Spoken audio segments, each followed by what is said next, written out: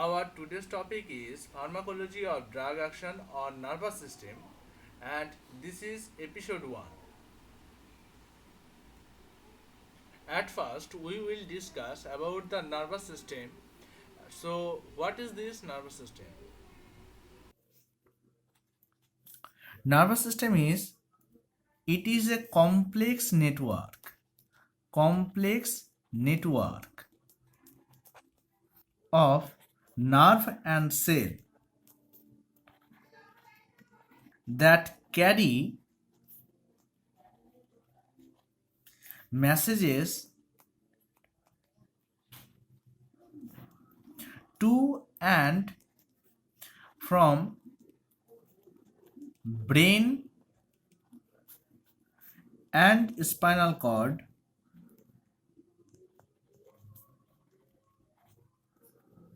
to various parts of our body. So this is the proper definition of nervous system. It's a complex network of nerve and cell which can carry message to and from brain and spinal cord to the various part of our body.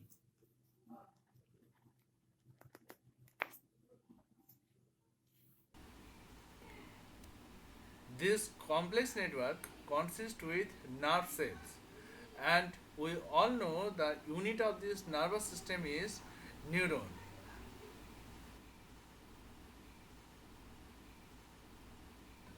Now we will discuss how the neuron can carry this nerve impulse in our body.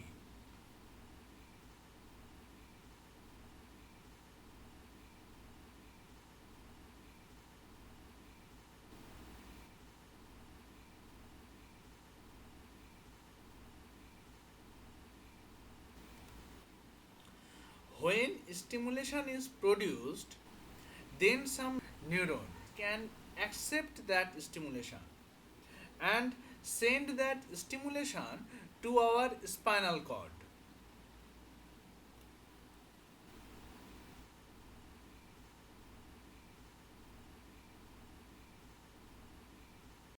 So after production of a stimulation, which type of neuron help to accept that stimulation and carry that sensation to spinal cord is called sensory or afferent neuron.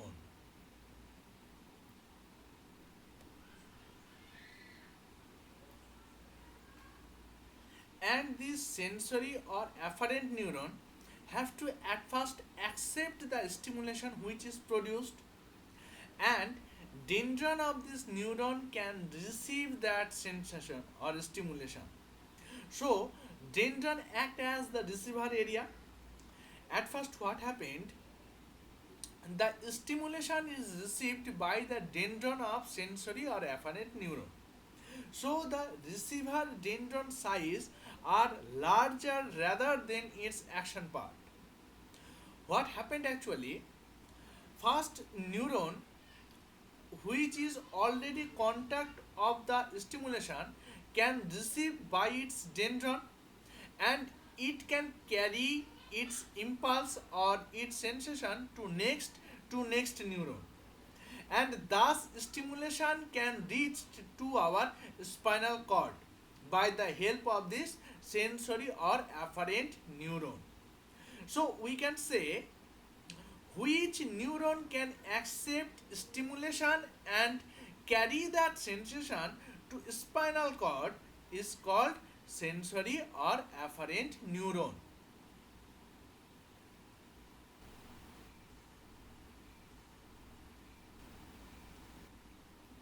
Now what happened, when a stimulation can reach in spinal cord, then an involuntary response can carry at that organ from where the stimulation is generated by motor neuron. The stimulation reached in spinal cord by sensory neuron, and as a result a involuntary response can carry by motor neuron, and the connective neuron or junction between the sensory and motor neuron is called neuroglia. So this is a connective neuron, right? So this is the connective neuron between sensory and motor neuron in spinal cord.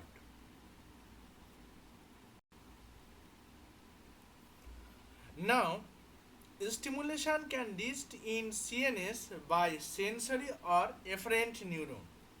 Then, by the help of connective neuron or neuroglia, an instant involuntary response of the stimulation can be reached at the effector area. And this time, which neuron can carry the response of the effector area in those neuron action size or length is larger or longer than its dendron size, because its action can helps to carry the message or response. So these neurons are called motor or efferent neuron.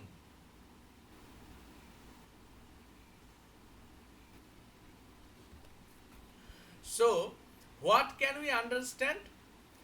Stimulation can carry to spinal cord by sensory or afferent neuron, and from spinal cord with the help of neuroglia an involuntary response can carry to effector by this motor or efferent neuron, and an instant and involuntary action can produce. So it's an instant and involuntary action.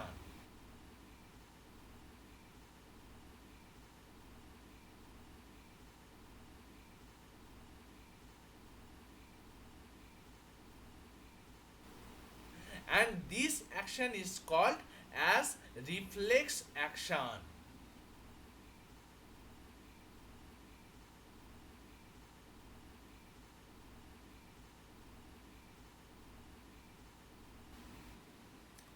After that, sensation from spinal cord with the help of neuroglia, stimulation can carry forward to our brain.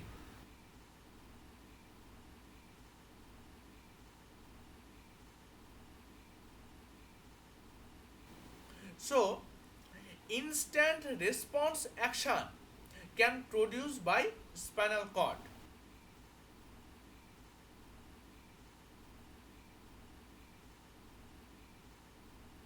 and a final stimulation can determine by our brain. So, in this diagram, brain and spinal cord means this portion only we can call as CNS or central nervous system, and the resting part of this diagram is called as PNS or peripheral nervous system. So with brain and spinal cord, this portion is called CNS or central nervous system, and the resting part is called PNS or peripheral nervous system.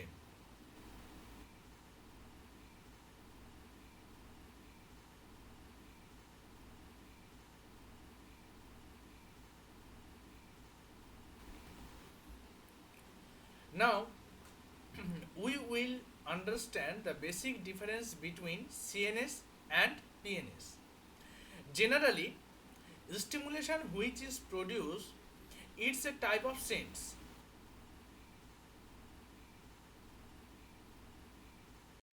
and sense which can detect in our body is generally three types.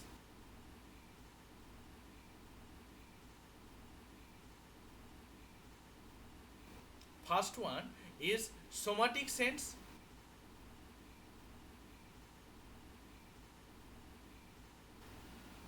So the soma, this word soma means body. So generally somatic senses are the body senses like touch, pain, pressure,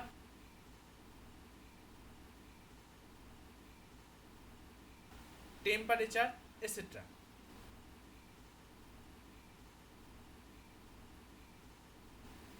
Now, second one is special senses.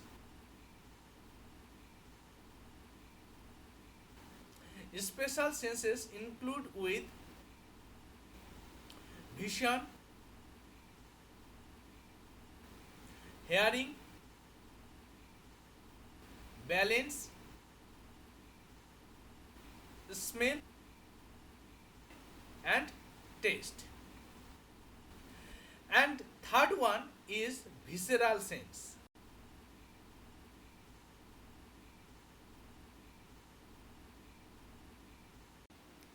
These senses are like within the body fluid at internal organs. At internal organs.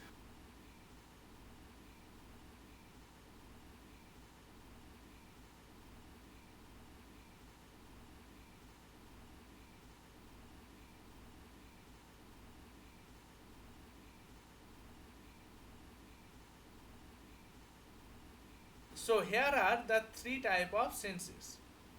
One is somatic, second one is special senses, and third one is visceral sense.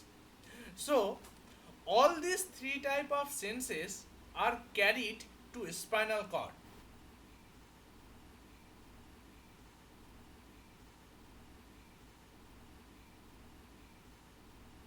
So it's the input mechanism with the help of this afferent or sensory neuron.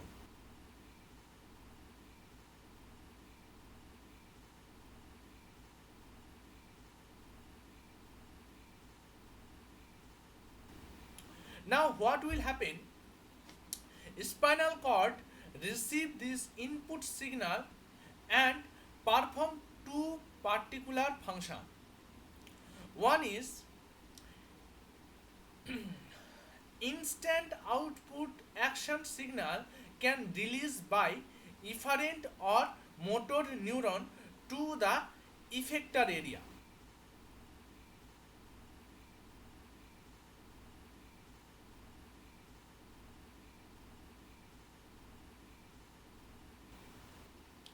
And now this root of the efferent neuron can divide into two parts. First one is for skeletal muscle, that's called somatic nervous system. So instant involuntary action is directly received to skeletal muscle by efferent or motor neuron, then it's called somatic nervous system. And another one is autonomic nervous system. This autonomic nervous system is for cardiac muscle,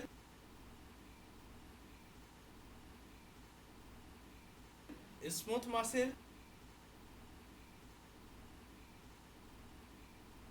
glands, GIT or gastrointestinal tract, etc.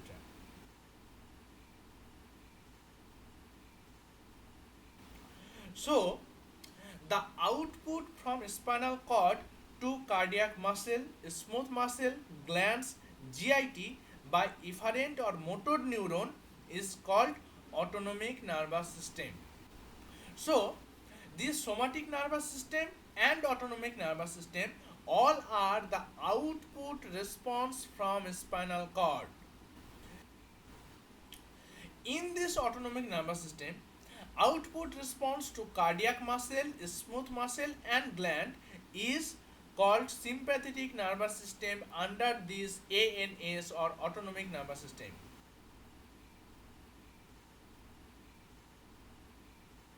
And the output response to resting part is called parasympathetic nervous system under this autonomic nervous system.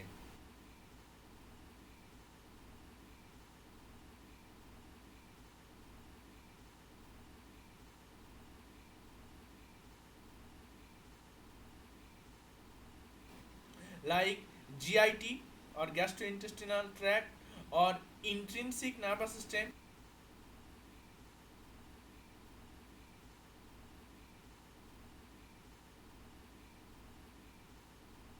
or enteric nervous system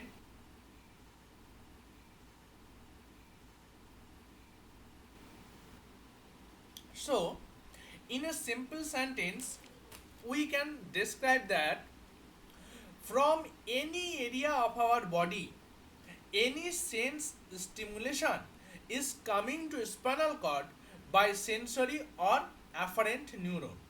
Okay?